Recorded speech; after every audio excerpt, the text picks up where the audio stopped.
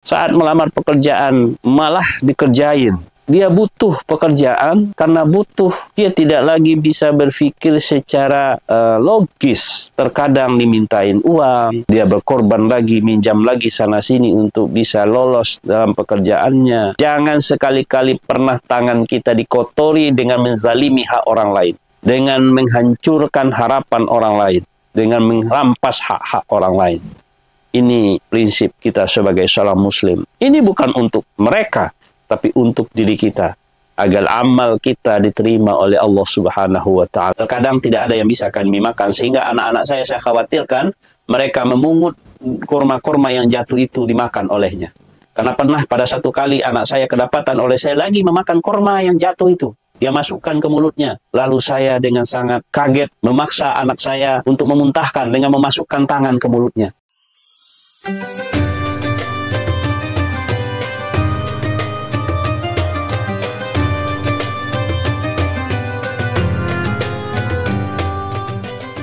Bismillahirrahmanirrahim. Kita lanjutkan pelajaran kita dalam membahas kitab Nasaihul Ibad, syarah dari Al-Munabbihat ala Isti'dad li Yaumil Ma'ad, yang disyarahkan oleh Muhammad An-Nawawi bin Umar Al-Jawi Al-Bantani. Kita masih pada pembahasan makalah yang pertama. Ruwiya an Uwais Al-Qarni. Diriwayatkan dari Uwais Al-Qarni annahu qala, bahwasanya ia berkata, marartu fi ba'di siyahati birahibin.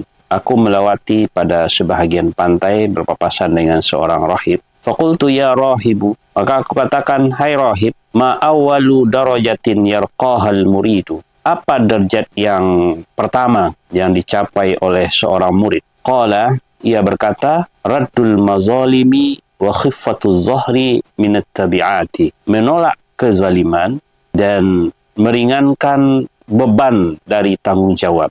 Fa innahu la yas'adu lil 'abdi 'amalun wa 'alaihi tabi'atun aw mazlamatun. Maka sesungguhnya tidak naik amalan seorang hamba selama ada terhadap dirinya tanggung jawab atau perbuatan zalim. Jadi pelajaran yang dapat kita ambil dari bacaan ini adalah, pertama, untuk mengangkatkan derajat. Bagaimana kita mendapatkan derajat dari pandangan Allah Subhanahu wa Ta'ala. Kita berbicara tentang masalah penolakan kezaliman dan meringankan tanggung jawab dari orang yang memikul tanggung jawab. Pertama, mengenai kezaliman.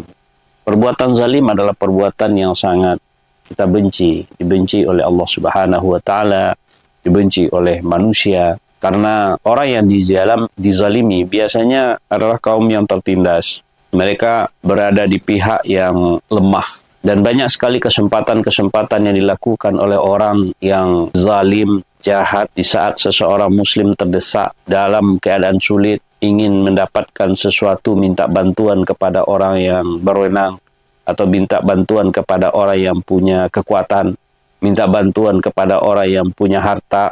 Mereka justru dimanfaatkan untuk mengambil keuntungan dari kelemahan dan kesulitan yang dihadapi oleh orang-orang yang susah ini. Ini adalah kejahatan yang sangat jahat.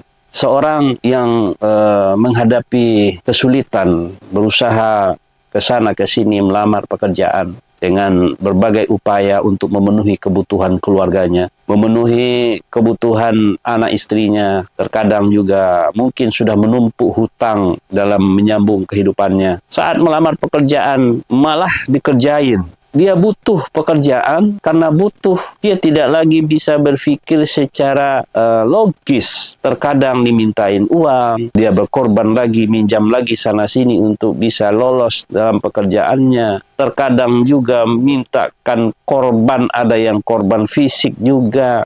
Ini kejahatan yang sangat jahat sekali. Begitupun halnya seseorang yang terkadang ditimpa oleh masalah hukum, berusaha untuk melepaskan diri. Seharusnya mereka dibantu dengan melepaskan dia dari kezaliman ataupun masalah-masalahnya, tetapi malah diperas, dimanfaatkan agar harapan-harapan untuk lepas dari jeratan itu. Mereka hutang sana, hutang sini. Maka ini adalah kezaliman yang sangat. Bahkan ada yang tidak dalam keadaan kesulitan, tanpa tahu menahu haknya dirampas, kemerdekaannya diambil, dan ini kezaliman yang sangat berat.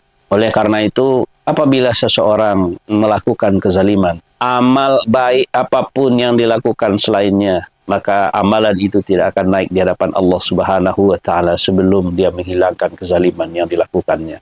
Seorang Muslim sangat berhati-hati dan sangat jauh dari perbuatan zalim ini. Andai kata Anda masih belum mampu menolak kezaliman terhadap orang lain, saudara-saudara kita yang ditindas, orang-orang yang diambil hartanya, dirampas haknya, ditipu dengan berbagai cara dan kondisi dalam kesulitannya, maka kalau Anda belum mampu dan tidak bisa melepaskannya, membantunya, maka jangan Anda ikut campur. Jangan sekali-kali pernah tangan kita dikotori dengan menzalimi hak orang lain, dengan menghancurkan harapan orang lain, dengan merampas hak-hak orang lain. Ini prinsip kita sebagai seorang Muslim. Ini bukan untuk mereka, tapi untuk diri kita, agar amal kita diterima oleh Allah Subhanahu wa Ta'ala, agar kebaikan-kebaikan kita yang lain bisa kita harapkan untuk membantu kita di hadapan Allah Subhanahu wa Ta'ala.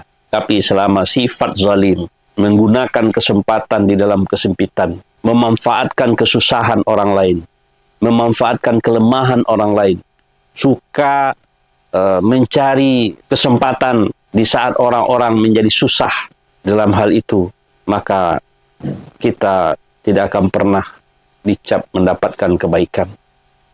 Ini adalah sifat-sifat yang sangat buruk yang mesti dijauhi.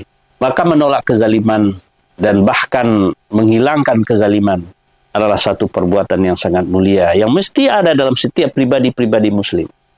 Setiap pribadi-pribadi Muslim mesti menanamkan dalam dirinya bahwa dia mesti mampu untuk menolak kezaliman dan mau memberantas kezaliman yang ada di sekitarnya. Selama dia punya kemampuan untuk itu, maka dia peduli terhadap orang-orang yang dizalimi. Apabila hal ini sudah menjadi satu gerakan dalam setiap hati dan pribadi seorang mukmin, maka insya Allah mukmin ini marwahnya akan terjaga. Orang-orang Islam akan terjaga marwahnya, akan terjaga kehormatannya, akan terjaga hak-haknya. Kenapa? Karena dia dibantu oleh mukmin lainnya. Tidak ada mukmin yang lemah kecuali dia berdiri sendirian.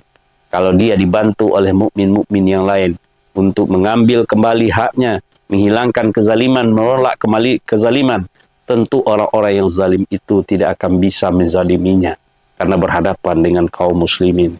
Oleh karena itu, pahami bahwa derajat ini adalah mengambil derajat ini berarti mengambil derajat di sisi Allah Subhanahu wa Ta'ala. Yang kedua, kita bicara tentang masalah tanggung jawab. Tanggung jawab adalah pelaksanaan daripada kewajiban-kewajiban. Kita punya hak dan punya kewajiban. Setiap kita punya kewajiban-kewajiban dan hak-hak. Seorang bapak umpamanya punya kewajiban terhadap anak dan istrinya. Dia punya kewajiban untuk menafkahi anak dan istrinya. Seorang istri dan seorang ibu punya hak dan kewajiban. Kewajiban adalah tanggung jawabnya untuk melaksanakan di rumah tangganya. Seorang anak juga punya hak dan kewajiban. Artinya dia juga punya tanggung jawab. Kita lihat seorang bapak punya kewajiban di samping kewajiban untuk memenuhi nafkah, memberikan tempat tinggal, memberikan makan, dan memberikan pakaian yang layak terhadap anak-anaknya, istri-istrinya. Juga bertanggung jawab untuk mendidik anaknya dalam masalah agama. Kita lihat di dalam surat Al-Luqman, Allah memberikan salah satu contoh untuk kita ambil pelajaran. Wa idh qala Luqmanu libnihi wa huwa ya'izuhu ya bunayya la tusyrik billah innasyirka lazulmun azim. Dan ketika Luqman berkata kepada anaknya, wahai anakku, anak tersayangku, jangan engkau mensyirikatkan Allah, karena itu suatu perbuatan yang zalim. Ini adalah pendidikan penjagaan akidah terhadap seorang anak dari seorang bapak. Seorang bapak wajib berusaha tidak hanya memenuhi kebutuhan lahiriah dia anaknya untuk tumbuh besar dan menjadi orang yang diharapkan, tetapi dia harus mendidik dan mengarahkan anaknya agar akidahnya bersih dan agamanya benar. Bukanlah seorang bapak yang bertanggung jawab, yang hanya memenuhi kebutuhan lahiriah anaknya, memenuhi makan, kemudian menyerahkannya ke sekolah, sudah dia tutup mata, apapun yang dilakukan oleh anaknya, dia sudah menganggap selesai. Belum. Kewajiban kita sebagai seorang bapak adalah bagaimana seorang anak itu mengerti dan mau mengamalkan ajaran agamanya. Kita khawatir jangan sampai anak-anak kita ini lemah setelah kita tinggalkan lemah agamanya. Wal yakhshal ladzina law taraku min khalfihim dzurriyyatan di'afa. Hendaklah mereka khawatir akan meninggalkan generasi yang lemah. Bahkan seorang bapak yang membiarkan anak putrinya tidak mengerti agama, membiarkan mereka pergaulannya bebas, membiarkan mereka membuka aurat di mana-mana. Laki-laki seperti ini disebut dengan dayus. Orang-orang yang tidak pernah cemburu terhadap istri dan anak perempuannya diganggu oleh laki-laki lain. Dia biarkan anak gadisnya dijemput di senja hari, kemudian dibalikkan di pagi hari.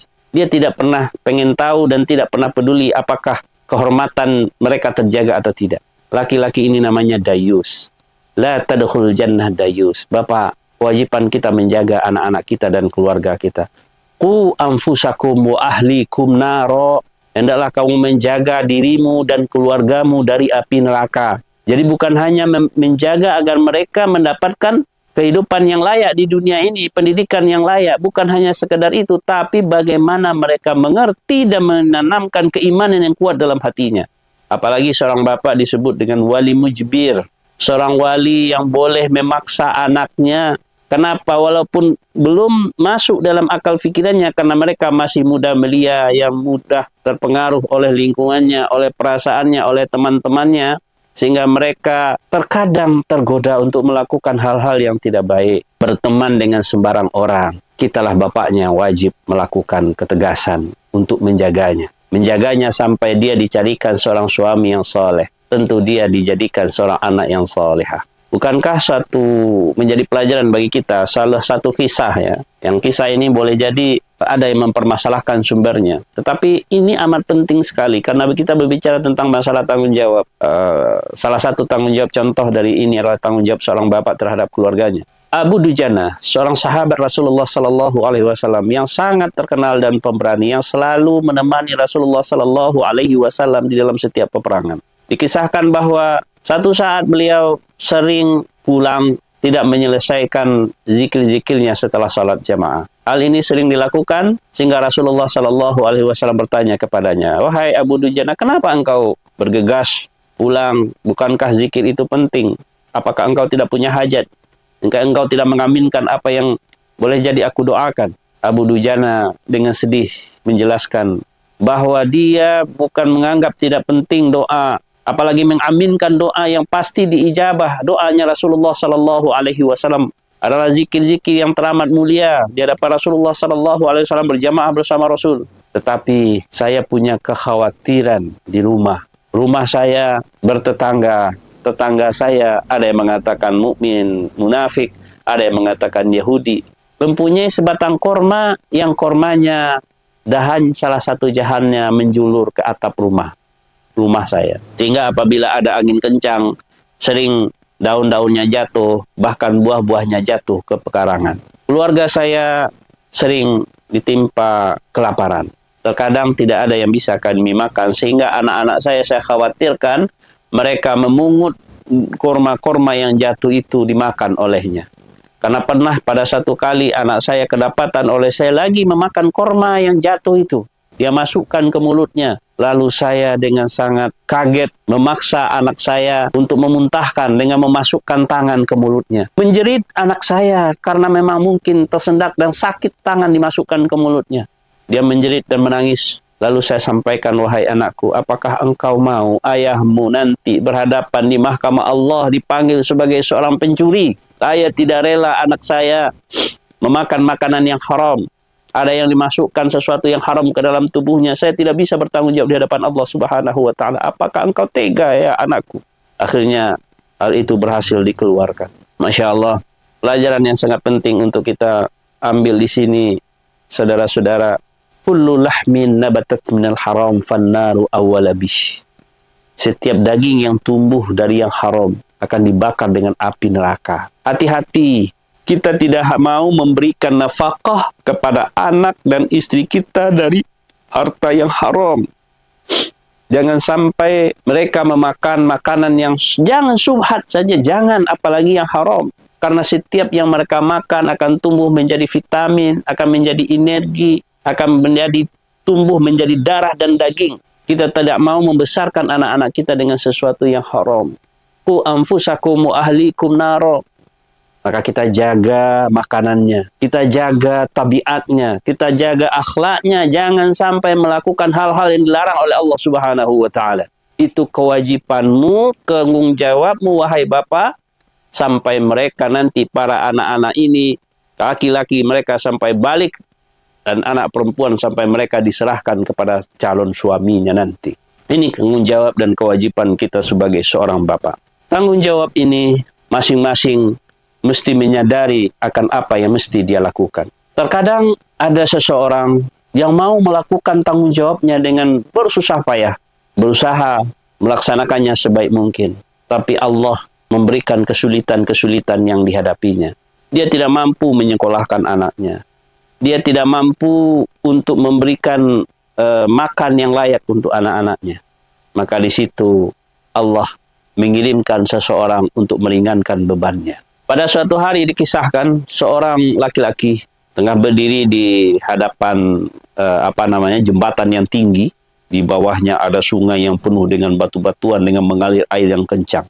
Sang laki-laki ini menatap jauh ke depan dan memperhatikan jurang sungai yang jauh di bawah itu berbatu-batu. Kalau dia lagi melamun dan sedih dan kelihatannya pengen jatuh ataupun menjatuhkan diri, bunuh diri untuk masuk ke dalam sungai itu. Dia bergumam, aku sudah menikmati kebahagiaan. Aku sudah menikmati seluruh kesenangan.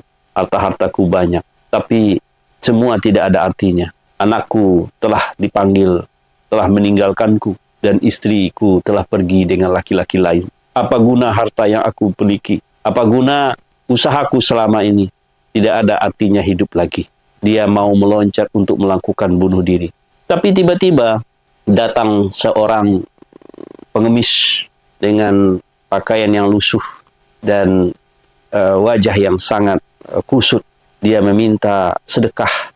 Pak, berikan aku sedekah. Anak-anak dan istriku tidak makan di rumah. Sudah beberapa hari kami tidak makan. Bantu aku kalau seandainya Bapak bisa mempunyai kelebihan uang. Dengan wajah kaget, dia mengambil dompetnya dan menyerahkan semuanya ke si bapak itu. Bapak, ini ambil semua. Aku tidak membutuhkannya lagi. Karena anakku sudah tidak ada, istriku juga sudah pergi bersama orang lain.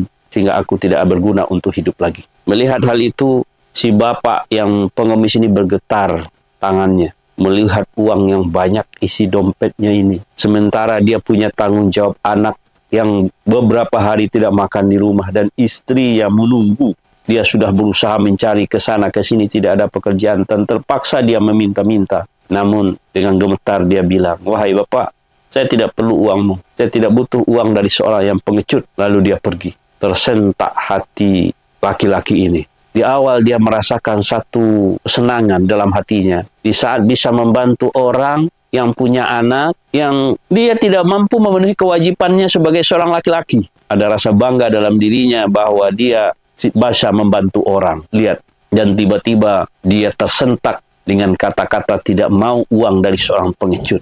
Lalu dia menjawab, apa guna hidupku yang punya duit, yang punya harta yang dilapangkan ini, sebenarnya masih bisa kugunakan untuk membantu orang lain. Aku tidak mau jadi pengecut. Wahai Bapak, aku bukan seorang pengecut. Jadi hidup itu adalah amanah. Hidup ini adalah tanggung jawab kita untuk melakukan hal yang terbaik dalam hidup kita. Wa ma khalaqtul jinna wal insa illa liya'budun. Kita mesti bertanggung jawab terhadap apa yang terjadi di dunia ini, terhadap diri kita sendiri. Kewajiban-kewajiban yang Allah embankan kepada kita. Kita punya kewajiban untuk berjuang. Perjuangan dalam hidup adalah perjuangan untuk mendapatkan ridha Allah Subhanahu wa Ta'ala. Kalaupun Anda punya kelebihan uang, banyak hal yang bisa Anda lakukan untuk membantu orang lain. Betapa banyak orang tua yang punya anaknya cerdas, anaknya pingin sekolah, tapi orang tuanya tidak mampu untuk melaksanakan kewajiban sebagai tanggung jawabnya. Tiba-tiba Anda hadir untuk membantu mereka. Betapa senang hati orang tua itu. datang ke pesantren-pesantren yang anak-anak hafiz Quran. Mereka lagi menghafal Quran, menghafal hadis, belajar ilmu bahasa Arab, belajar baca kitab. Mereka ingin melanjutkan kuliahnya ke luar negeri, menuntut ilmu. Tapi orang tua mereka tidak mampu. Hadirlah di saat itu. Ringankan tanggung jawab mereka. Memang dia bukan tanggung jawab kita atau tanggung jawabmu karena dia bukan anak kita. Tapi kita meringankan tanggung jawab itu sebagai bentuk kepedulian kita. Dan kita membantu sekolah menguliahkan anak-anak orang-orang muslim yang cerdas ini bukan untuk mendapatkan balas budi dari si anak. Bukan juga untuk pengen dapat balas budi dari si orang tuanya atau keluarga yang kita bantu. Tapi kita ingin mendapatkan ridha Allah Subhanahu wa ta'ala. Coba bayangkan. Andai kata kita menjadi orang tua asuh dari salah satu santri yang menghafal Quran, menghafal hadis, belajar ilmu bahasa Arab. Ternyata dengan bantuan kita menyekolahkan dia, membebaskan biaya kebutuhan pendidikannya. Karena Allah menitipkan amanah harta yang lebih kepada Anda. Lalu dia menjadi seorang ulama, menyebarkan kebaikan kemana-mana. Bahkan menjadi penjaga hafizu li hududillah, menjaga hukum-hukum Allah. Itu terjadi karena partisipasi Anda dalam membantu pendidikannya. Masya Allah, ini salah satu bentuk amalan yang sangat mulia, amalan yang sangat terpuji. Maka kalau memungkinkan, setelah kita melakukan kewajiban-kewajiban tanggung jawab yang ada di depan mata kita, tapi laksanakan tanggung jawab ini dulu, yang menjadikan tanggung jawab kita terhadap anak-anak kita, terhadap keluarga kita. Setelah dilaksanakan baru memberikan bantuan terhadap orang lain. Ringankan beban-beban orang lain. Jangan dibalik. Kewajiban sendiri tidak dilaksanakan, tanggung jawab sendiri tidak dilaksanakan, tapi membantu orang lain. Kebalik. Tidak ada kebaikan yang belum sampai kebaikan kepada Allah Subhanahu wa ta'ala sebelum kita melaksanakan tanggung jawab kita. Setelah kita laksanakan tanggung jawab kita dengan baik, maka jika masih ada kelapangan dan kelonggaran, bantulah saudara-saudara kita yang tidak mampu melaksanakan kewajibannya. Ini pelajaran yang bisa kita ambil dari sini. Alhamdulillah.